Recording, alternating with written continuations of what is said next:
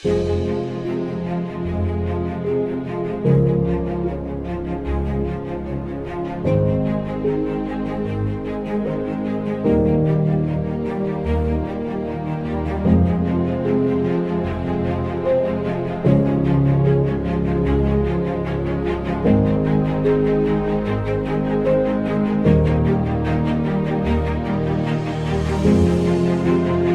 luogo a Venezia è magico e ricco di fascino, ma quando ci si perde fra le calli ci si può imbattere in luoghi ancora più significativi.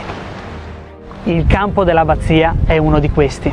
Ci troviamo in quella che era chiamata l'isola di Valverde.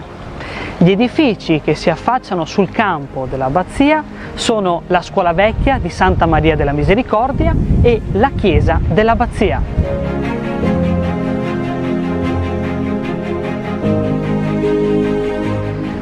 La Vera da Pozzo è considerata, questa Vera da Pozzo, una delle più belle di tutta Venezia. Anche questa pavimentazione però è molto particolare, sono mattoni rossi a spina di pesce. Si potrebbe pensare che questa pavimentazione sia poco usuale per Venezia, eppure moltissimi campi avevano questa pavimentazione, compreso Piazza San Marco.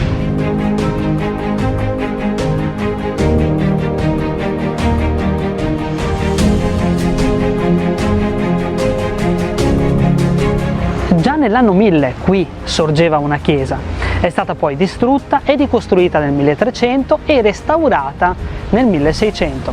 Il finanziatore di questo restauro fu il senatore Moro, il cui busto possiamo trovarlo sopra la porta principale.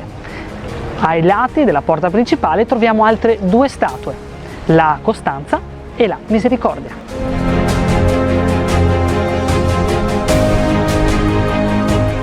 La scuola vecchia di Santa Maria della Misericordia è un edificio storico davvero sorprendente. Nella sala superiore di questo edificio un settantenne Tintoretto, assieme al figlio Domenico, Palma il Giovane e assieme ad altri artisti, ha realizzato un dipinto straordinario, realizzato però su tele separate, riassemblate poi nella sala del Maggior Consiglio del Palazzo Ducale. Questo è il paradiso che decora tuttora la parete dietro alla tribuna.